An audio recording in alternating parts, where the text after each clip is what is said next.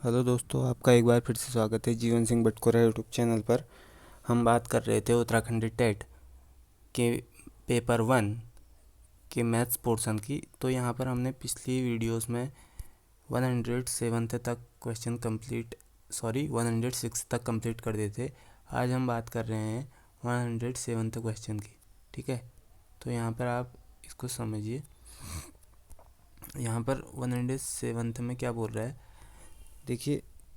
वह विधि जिसमें उदाहरणों के द्वारा नए नियमों की स्थापना की जाती है कौन सी कहलाती है। ठीक है, इसका आंसर हमें बताना है। 4 ऑप्शन दिए गए हैं। तो देखिए, मैं आपको प्रॉपर एक उदाहरण के तौर पर यहाँ पर समझाने की कोशिश कर रहा हूँ, आप इसे पहले समझिए।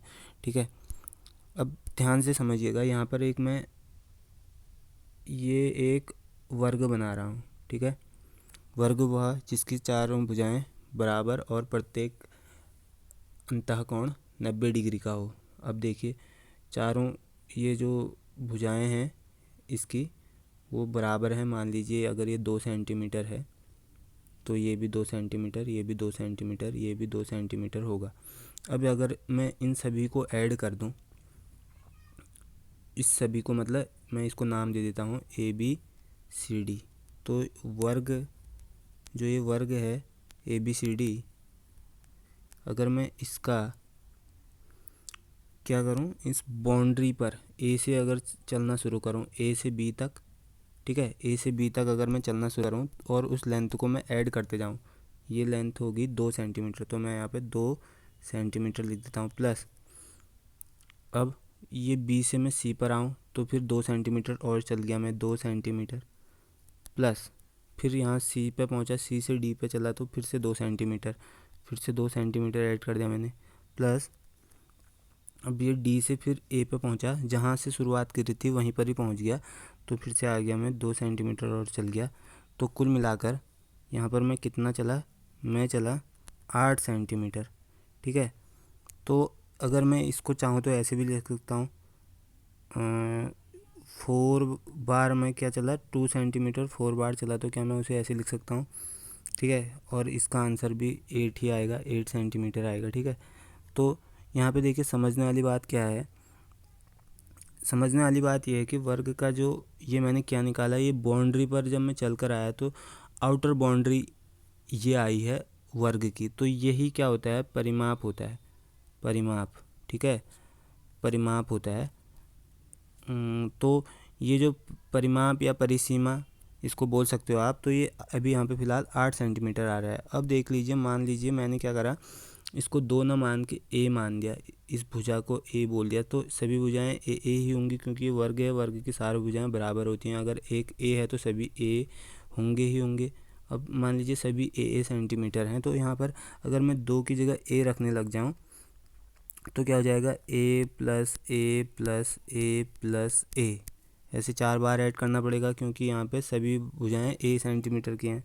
और जब इनको ऐड कर दूंगा तो 4A हो जाएगा। ठीक है, 4A हो जाएगा। यानी कि यहाँ पे भी देखिए, ये जो मैंने यहाँ पे लिखा था 4 इंटू 2 सेंटीमीटर, तो यहाँ पे 4 बार आ रहा था, तो यहाँ पे भी 4 है। ठीक है, और ये 2 सेंटीमीटर जो भुजा थी वो 2 सेंटीमीटर मान रखी थी हमने, लेकिन इस वाले केस में वो भुजा A है। ठीक है, तो A है तो ये 4A आ गया। यानी कि ये क्या आया, परिमाप आया। और ये परिमाप का क्या आया, सूत्र आया। पहले मैंने आपको यहाँ पर एक एग्जाम्पल के द्वारा समझाने की कोशिश करी, और उस एग्जाम्पल के थ्रू ही मैंने यहाँ पर फॉर्मूला बताने की कोशिश करी, या नियम बताने की, या रूल बताने की कोशिश करी आपको। तो ऐसी ही कुछ होती है आगमन विधि। ठीक है, आगमन विधि में भी पहले हम एक उदाहरण लेते हैं। मान लीजिए जैसे मैंने यहाँ पर एक वर्ग का उदाहरण लिया, और वर्ग का उदाहरण जब लिया तो उस पर पहले मैंने उसकी भुजा 2 सेंटीमीटर या जितनी भी हम मान सकते हैं वो हमने एक एग्जाम्पल के थ्रू समझने की कोशिश करी, और उसी एग्जाम्पल को बाद में अप्लाई करके मैंने यहाँ पर एक फॉर्मूले के तौर पर आपको बताने की कोशिश करी, जो कि आया उसका परिमाप 4A। ठीक है, तो यही होती है आगमन विधि, जिसमें हम पहले बच्चों को उदाहरण के द्वारा समझाने की कोशिश करते हैं, और अंततः जो हमें बताना होता है, नियम, रूल या फॉर्मूला कुछ भी कह लीजिए, वही हम उसे अंत में बताते हैं।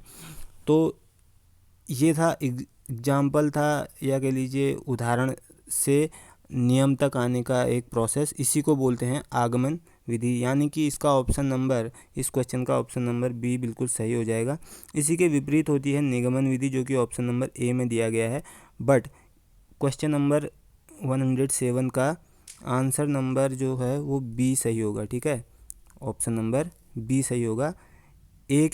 मैं ए के बारे में ज़रा सा एक्सप्लेनेशन करना चाह रहा हूँ, यानी निगमन विधि के बारे में, आप समझिएगा इसको भी। जैसे कि मान लीजिए मैंने आपको एक फॉर्मूला बताया, मैंने यहाँ पर एक सर्कल बनाया। ठीक है, सर्कल बनाया और मैंने बता दिया आपको कि इसका एरिया, किसका, इस सर्कल का एरिया है पाई आर स्क्वायर। ठीक, और अब ये फॉर्मूला मैंने आपको पहले बता दिया है। अब मैं आपको बता रहा हूँ कि इसकी रेडियस जो है वो 7 सेंटीमीटर है। ठीक है, और अब आपको क्वेश्चन सॉल्व करना है, ये क्वेश्चन सॉल्व करना है, इसका एरिया निकालना है। ऐसा सर्कल जिसकी रेडियस 7 सेंटीमीटर हो, उसका एरिया क्या होगा ये आपको बताना है। तो अब देखिए आप क्या करेंगे, आपको पता है, मैंने आपको फॉर्मूला पहले ही बता दिया है, A equal to pi r square होता है।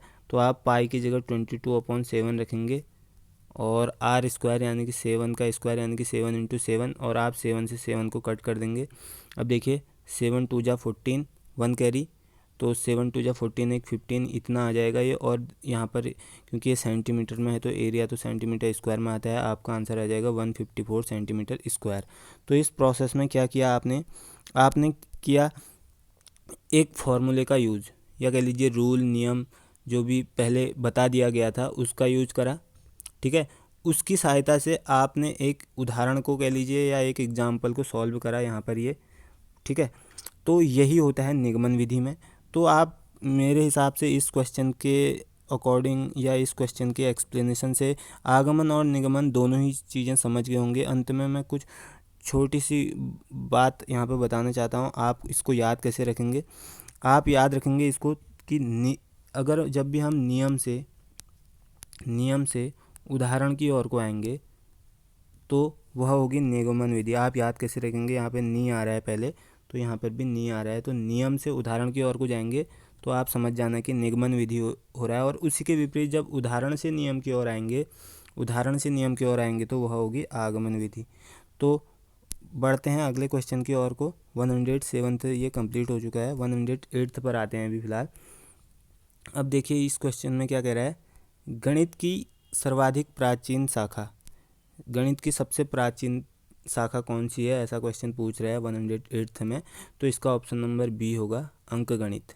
इसमें कुछ ज़्यादा एक्सप्लेनेशन का कुछ है नहीं। तो 107 में कह रहा है कि प्राथमिक स्तर पर गणित का क्या महत्व है। गणित का महत्व प्राथमिक स्तर पर मानसिक होता है, ये भी ऑप्शन नंबर डी हो गया इसका आंसर। और 110 क्वेश्चन जो है वो एक कथन है हॉगबेन जी का। तो यहाँ पर देखिए क्या बोल रहा है, गणित सभ्यता का दर्पण है। और अगर आप इसकी पूरे कथन को देखेंगे, इनके पूरे कथन को आप अगर समझेंगे या पढ़ा होगा आपने, तो गणित सभ्यता और संस्कृति का दर्पण है, ऐसा उनका कथन था। इसलिए यहाँ पर ऑप्शन नंबर 20 सटीक हो जाता है। तो ये पेडागोजी के कुछ क्वेश्चन किए आज हमने। तो ऐसे ही वीडियो आपको आगे भी मिलते ही रहेंगे। अगर आप इनके साथ बने रहना चाहते हैं तो आप हमारे साथ जुड़ सकते हैं। तो फ़िलहाल के लिए इतना ही, मिलते हैं अगली वीडियोस में, तब तक के लिए धन्यवाद।